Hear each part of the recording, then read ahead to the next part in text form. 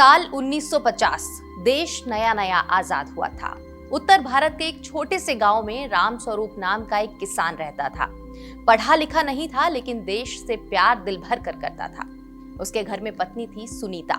सुनीता ज्यादा बोलती नहीं थी, क्योंकि उसने बचपन से देखा था कि औरत की आवाज घर की दीवारों से बाहर अक्सर दबा दी जाती है। ब्रिटिश राज में रामस्वरूप और सुनीता दोनों की आदत बन गई थी चुप रहना। जमींदार कुछ कह दे तो रामस्वरूप सिर झुका लेता। अगर थाने में जाना पड़े तो डर जाता, क्योंकि अंग्रेजों के समय कानून आम आदमी के लिए नहीं था और औरत के लिए तो सवाल उठाना ही नहीं उठता था। सुनीता की आवाज अगर उठती तो लोग हंसते या डांटते। 26 जनवरी 1950 की सुबह गांव के स्कूल में कुछ अलग था। आज कोई डांट नहीं थी, कोई सजा नहीं थी, और आज हवा में आजादी की दूसरी सांस थी। मास्टर जी ने सबको इकट्ठा किया और पहली बार दिखाया भारत का संविधान। मास्टर जी बोले, आज से देश किसी राजा से नहीं चलेगा, आज से ये देश कानून से चलेगा। अब इस देश में कोई छोटा बड़ा नहीं, कानून रामस्वरूप के लिए भी उतना ही है जितना किसी बड़े अफसर के लिए। रामस्वरूप को पूरी बात समझ नहीं आई, लेकिन एक लाइन सीधे दिल में उतर गई कि अब डरने की जरूरत नहीं। पीछे खड़ी सुनीता ने हिम्मत करके पूछा, मास्टर जी और औरतों के लिए? मास्टर जी थोड़े रुके और फिर बोले कि बहन, आज से ये तिरंगा तुम्हारा भी है, संविधान तुम्हें भी बराबर मानता है। तुम्हारा वोट, तुम्हारी आवाज, तुम्हारा फैसला, सब तुम्हारा हक है। सुनीता ने उस दिन कुछ नहीं कहा, लेकिन पहली बार उसने खुद को इस देश का पूरा नागरिक महसूस किया। रामस्वरूप याद करता है कि कैसे अंग्रेजों के समय थाने में जाने पर लोगों को डराया जाता था, कैसे जमींदार गांव के लोगों को डराता था, कैसे औरतों को उनका हक कभी नहीं मिलता था। वो दिन भी याद है जब सुनीता को केवल इसीलिए डांटा गया था क्योंकि उसने गांव के लड़कों के सामने अपनी राय रखी थी। 26 जनवरी ने यह सब बदल दिया। पहली बार आम आदमी और आम औरत को कागज पर ताकत मिली, सम्मान मिला। डॉक्टर भीमराव अंबेडकर और उनकी टीम ने लगभग 3 साल संविधान लिखने में लगाए।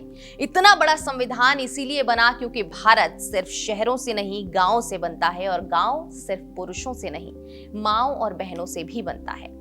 समय बदला। रामस्वरूप का बेटा स्कूल जाने लगा। उसकी बेटी, जिसे पहले लड़की कहकर टाल दिया जाता था, अब नाम से जानी जाने लगी।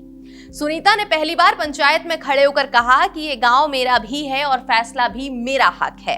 किसी ने रोका नहीं, कोई हंसा नहीं।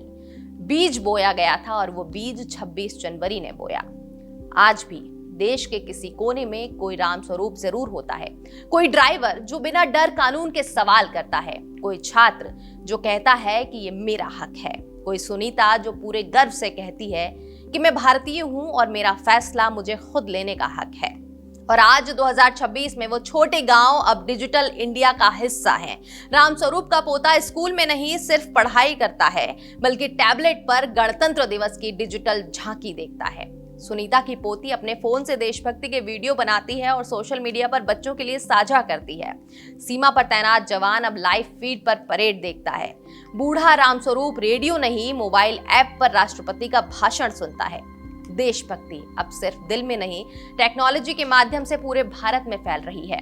26 जनवरी का मतलब अब भी वही है, समानता, अधिकार और गर्व। पर आज हम इसे नई टेक्निक, नई आवाज और नई पीढ़ी के साथ जी रहे हैं।